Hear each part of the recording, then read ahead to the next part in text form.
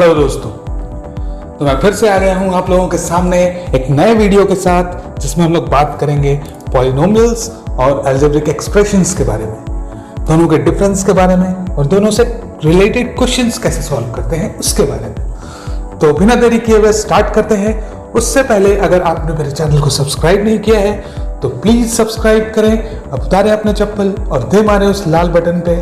और अगर आपको चाहिए नोटिफिकेशन मेरे आने वाले सारे वीडियोस की तो आप उस घंटे को भी दबा दें।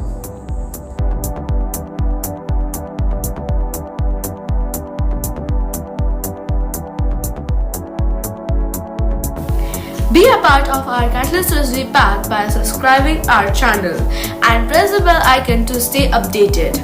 Also, leave a like and comment. Okay. The combination of constant and variable with arithmetic sign is called polynomial. तो इस वाले definition of polynomial में हम लोगों को दिख रहा है कि constant और variable इन दोनों को जब कंबाइन किया गया अर्थमेटिक साइन के मदद से तब वो जाके पॉलिनोमियल कहलाया। तो अब हम लोग समझते हैं what is constant and what is variable. पहले कांस्टेंट देख लेते हैं। तो कांस्टेंट का मतलब ये है कि जिसका वैल्यू फिक्स्ड हो। 2 हमेशा 2 ही रहेगा, कभी 3 नहीं हो सकता। उसी तरह 5 हमेशा 5 ही रहेगा, कभी 10 नहीं हो सकता, कभी 1 नहीं हो सकता। मतलब जो है, जैसे 5 5 है तो हिंदुस्तान में भी 5 5 ही रहेगा, अमेरिका में भी 5 रहेगा, पाकिस्तान में भी 5 रहेगा। मतलब कहीं पे भी देख लो जाके तो वो 5 जो है वो 5 ही रहेगा, वो चेंज नहीं कर रहा। तो जिसका वैल्यू चेंज नहीं करता है उसको हम लोग कहते हैं कांस्टेंट टर्म्स। अब आते हैं वेरिएबल्स पे। तो वेरिएबल को समझना बड़ा आसान है। वेरिएबल को समझने के लिए हम एग्जांपल लेते हैं। जैसे कि मान लेते हैं कि हम पहुंचे एक दुकान पे और दुकानदार से हमने कहा कि भैया मुझे एक लेज दे दो। अब जैसे ही मैंने कहा लेज दे दो, दुकानदार वाले ने पहले देखा कि मेरे पास लेज है या नहीं। उसके पास है। उसने ये देखा कि कितने कितने वाले हैं। तो उसने देखा 5 वाले हैं, 10 वाले हैं, 15 वाले हैं, 20 वाले हैं, या और भी बहुत सारे डिफरेंट वेराइटीज जिसके वैल्यूज जो है वो वेराइटी में है। वैल्यू मतलब प्राइस। तो अब उसके दिमाग में ये आया कि कितना वाला दे, तो पूछेगा कितना वाला चाहिए। दैट मीन्स कि यहाँ पे फिक्स्ड वैल्यू नहीं है। हमने जब कहा लेज दीजिए तो लेज का जो है वो फिक्स्ड वैल्यू नहीं था। That means the price of Lay's here is variable. क्यों? क्योंकि वो वैरी कर रहा है। कभी 5 रुपए वाला भी हो सकता है, 10 रुपए वाला भी हो सकता है, 15 रुपए वाला भी हो सकता है, 20 रुपए वाला भी हो सकता है। तो इसलिए इस वाले केस में हम लोग इसको वेरिएबल कहेंगे।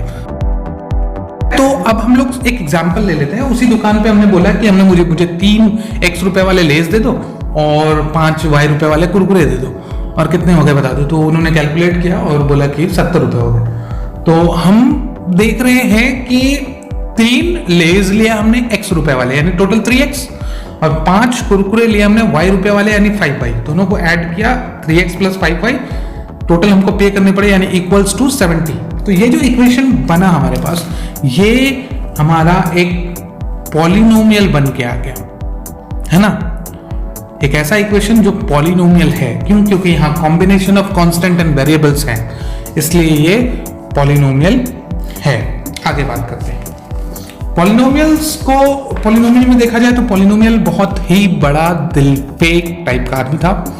इसने 2 शादियां की और दोनों शादियों में एक बड़ी अच्छी चीज थी कि उन्होंने दोनों से equal amount of love share किया, और जिस वजह से क्या हुआ कि दोनों के घर पे, दोनों वाइफ्स के घर पे बराबर इनफाइनाइट नंबर ऑफ चिल्ड्रंस ने जन्म लिया। हम लोगों को आज इतना नहीं पढ़ना, इनफाइनाइट तक तो पढ़ना ही नहीं है। हम लोगों को एक पैटर्न पढ़ लेना है जिससे कि हम लोग समझ जाएंगे कि हाँ क्या है क्या नहीं है। तो उनकी पहली जो बीबी थी उनका नाम था टर्म्स, और दूसरी जो बीबी थी उनका नाम था डिग्री।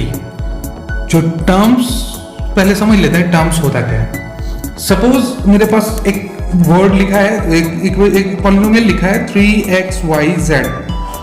ये एक पॉलिनोमियल है। इसके बीच में कुछ भी साइन नहीं दिख रहा हम लोगों को प्लस माइनस के रूप में। इनटू है वहां पे लेकिन दिख नहीं रहा हम लोगों को प्लस माइनस के रूप में।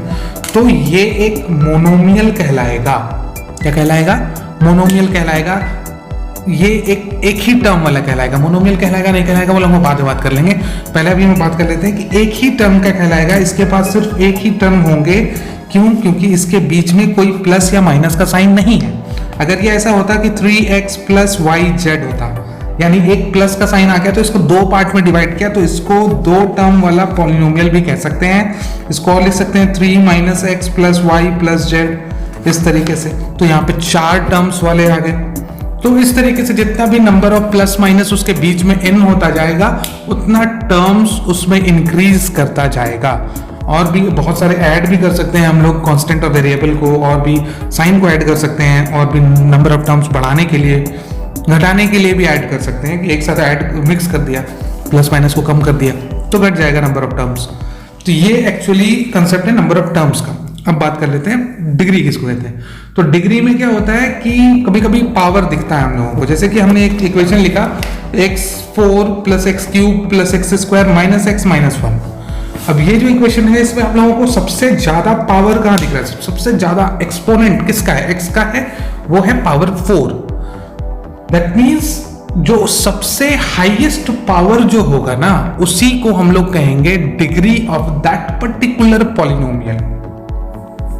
ठीक है, अब एक एक करके बच्चों के बारे में देख लेते हैं। तो टर्म्स का पहला बेटा का नाम था मोनोमियल, जिसमें एक टर्म होगा। एग्जाम्पल में हो गया x, y, 3x, 3a। फिर दूसरा हो गया आपका बाइनोमियल।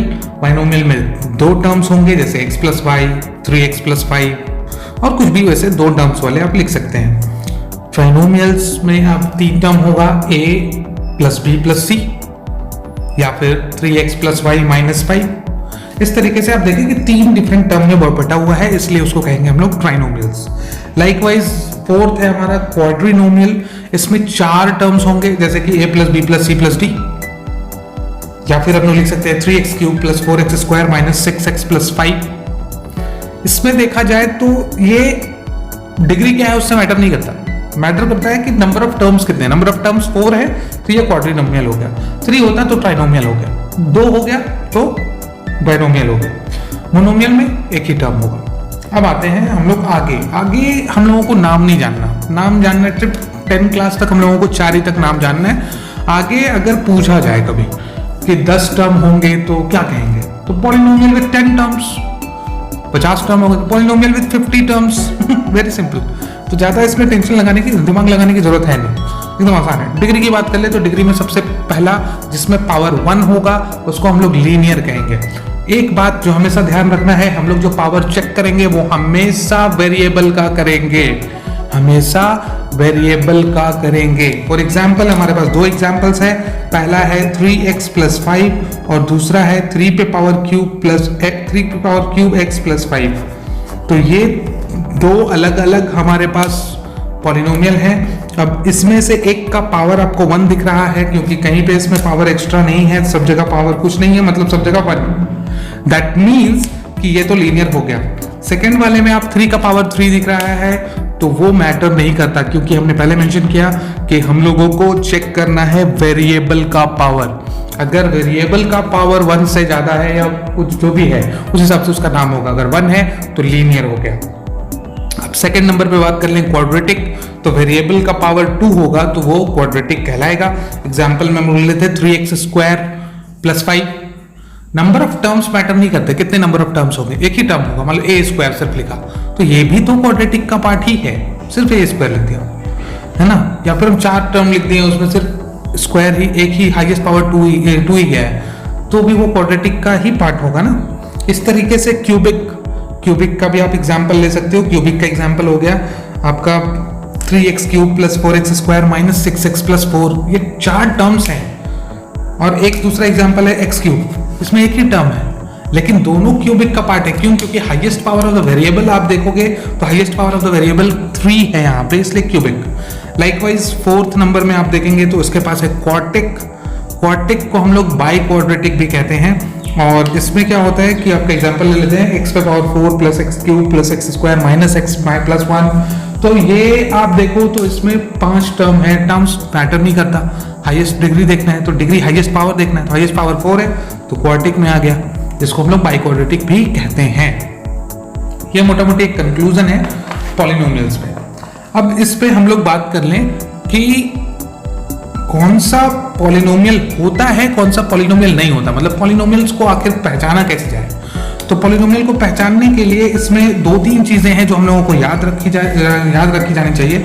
जैसे कि इसको एक अच्छे तरीके से याद रखने के लिए एक छोटा सा फालतू सा स्टोरी देख लेते हैं हम लोग। जैसे कि पॉलिनोमियल में देखा कि बहुत बड़ा फैमिली हो गया है, मेरा बहुत बड़ा फैमिली हो गया है, मार्केट में रसूख अच्छा है, रसूख मतलब इज्जत, नाम बहुत अच्छा है, नेम एंड फेम बहुत अच्छा है इसका मार्केट में। तो क्या हुआ कि इसके नाम से इसके जो बच्चे थे वो बहुत गलत फ़ायदा उठाने लगे, या कुछ भी अगर अच्छा बुरा करते थे तो बहुत लोग बात करते थे, देखो ना पॉलिनोमियल का बेटा कैसा कर रहा है, या पॉलिनोमियल का बेटा कितना बिगड़ गया, ऐसे बात करते थे। मतलब लोग जो थे वो हमेशा, जानते ही हो सोसाइटी क्या है क्या नहीं है, जो तुम्हारे साथ हो रहा है वही उसके साथ हो रहा था बेचारे के साथ। तो उसने उस चीज़ से बाहर आने के लिए पॉलिनोमियल ने क्या किया, एक अपना विल बनाया, विल वसीयत, जायदाद को किस तरीके से डिस्ट्रीब्यूट करना है उसने वो बनाया। और वो बनाने के बाद उन्होंने ये डिसाइड किया, उसमें मेंशन किया कि जिस भी पॉलिनोमियल का अगर कोई भी वेरिएबल, याद रखें वेरिएबल अगर रूट में पाया गया तो उसको पॉलिनोमियल के खानदान या उनके नाम से बेदखल कर दिया जाएगा। मतलब उसको पॉलिनोमियल हो, नो मोर फर्दर, मतलब फर्दर वो पॉलिनोमियल नहीं होगा। ओके, फिर सेकंड है, अगर सेकंड विल में जो सेकंड पॉइंट था वो उन्होंने मेंशन किया कि अगर किसी भी पॉलिनोमियल का पावर, किसी भी पॉलिनोमियल के वेरिएबल का पावर, वेरिएबल याद रखें वेरिएबल का पावर अगर नेगेटिव हो तो वो भी जायदाद से बेदखल कर दिया जाएगा। तीसरा, अगर वेरिएबल का पावर फ्रैक्शन में हो तो वो भी जायदाद से बेदखल कर दिया जाएगा। और फोर्थ मोस्ट इंपॉर्टेंट कि दो पॉलिनोमियल अगर डिवाइड हो रहा हो और वो सॉल्व हो के सिंगल लाइन में ना आए तो वो भी आपको जायदाद से बेदखल कर दिया जाएगा। बहुत सिंपल, ये 4 चीजें जो हम लोगों को याद रखनी है और बाकी बची चीजें आपको पॉलिनोमियल कहलाएंगी। अलजेब्रा के बारे में ये जानना है कि जितनी भी तरह के कॉम्बिनेशंस होते हैं, जितने भी तरह के कॉम्बिनेशन होते हैं कांस्टेंट और वेरिएबल के, वो सारे अलजेब्रिक एक्सप्रेशन कहलाते हैं। जिसमें से जो टर्म्स एंड कंडीशंस के वजह से अलग कर दिए गए वो भी अलजेब्रिक एक्सप्रेशन कहलाते हैं, और जो टर्म्स एंड कंडीशन के हिसाब से रखे गए पॉलिनोमियल के अंदर वो भी अलजेब्रिक एक्सप्रेशन कहलाते हैं।